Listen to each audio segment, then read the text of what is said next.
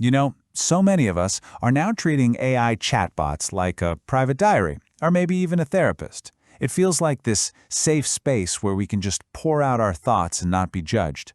But what if that private space isn't so private after all? So let's get personal for just a second. I want you to think about your own chats with an AI. What are you really sharing? Are you venting about your boss? Talking through some family drama?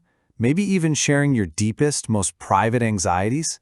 It's a question we really all need to start asking ourselves. And look, you are definitely not alone in this. It turns out millions of people are using these AI chatbots to talk about everything, from their mental health struggles to really sensitive legal troubles.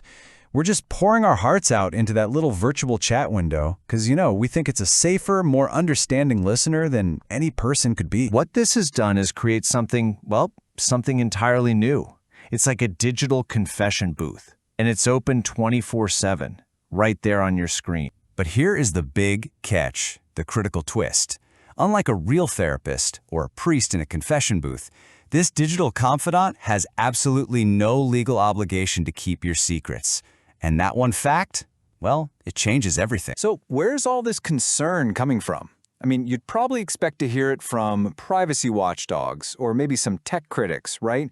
But what if the biggest warning of all came from the person who actually built the booth? That's right. The most startling red flag wasn't raised by a skeptic. It was raised by the creator of the very technology that so many of us are pouring our secrets into.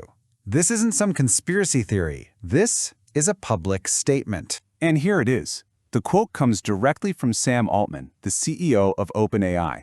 The company behind ChatGPT. He put it so bluntly. There is no legal privacy. Just let that sink in for a minute. So what does that actually mean for you, for me, for all of us? Well, here's the bottom line. Anything you write, any secret you share, any problem you vent about could, one day, be pulled from a server and used as a legal exhibit against you. That feeling of safety you have, it's just not legally there. And this isn't just some theory, it's already happening. The New York Times is in a huge legal battle with OpenAI right now, and they're demanding access to user conversations. On top of that, even when you hit delete, your chats can stick around on company servers for a month, sometimes even longer. All it takes is a single court order, and your entire chat history could be handed over. Okay, so, knowing all this, how do we protect ourselves? It's a serious question. So, let's walk through some of the most critical types of information that experts say you should absolutely never share with an AI. So this here is your roadmap to AI privacy. It lays out the key categories of super-sensitive info. We're going to focus in on a few of the absolute highest risk areas, everything from your health and your money to your personal photos. Think of this as your essential guide. First up, your health. I mean, it seems harmless to type something like, "I'm being treated for a chronic illness." But that little piece of information can be stored, it can be analyzed, and yes, it can potentially even be sold. Just imagine your insurance company getting their hands on that data to raise your rates or even deny you coverage. Okay, let's look at two more really big ones. First, financial data. Sharing things like your bank account number or how much you make, a data leak there could be absolutely devastating. And then there are passwords or verification codes. I mean, sharing that is basically like handing over the keys to your entire digital life. It's a wide open invitation for identity theft. And what about your photos? Every single time you upload a picture, you're just giving these companies more raw material. Your face, your likeness could be used to train their next AI model, or worse, pop up in a deepfake video or some ad you know nothing about. You are literally turning your face into their product. And finally, your location.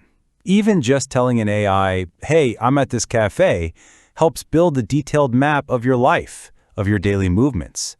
And believe me, that data is pure gold for advertisers and data brokers who want to track your every move. Now, of course, not everyone agrees on how big of a threat this really is.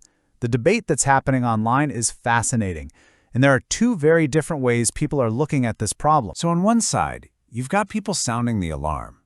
They see this as a huge, unprecedented violation of our privacy, that AI is basically programming us, and our data is being used for profit and control. But then you have the reality check. Other folks are saying, hang on, this isn't new. For years, big tech companies like Google and Apple have been forced to share user data because of court orders. It's just standard procedure. But the experts are still urging all of us to be cautious. Dr. Hazam Spee, who's a software engineering expert, he warns, think twice before you vent on these apps. Protect yourself from court cases. His advice is really clear. The risk is real, so be mindful. Ultimately, this whole debate brings us to a much, much bigger question, doesn't it?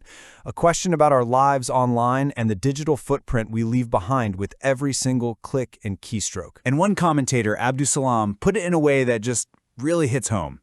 He says that the belief that you're safe from privacy violations is nothing but an illusion. He argues that those super long privacy policies we all just click agree on, they're just a formal front that hides how our information is being exploited. And this really gets to the heart of everything. We've talked about AI chatbots today, but the issue is so much broader than that. So the final question I really want to leave you with is this. In a world where we are constantly being watched, where our data is always being collected, is the very idea of true privacy becoming nothing more than an illusion?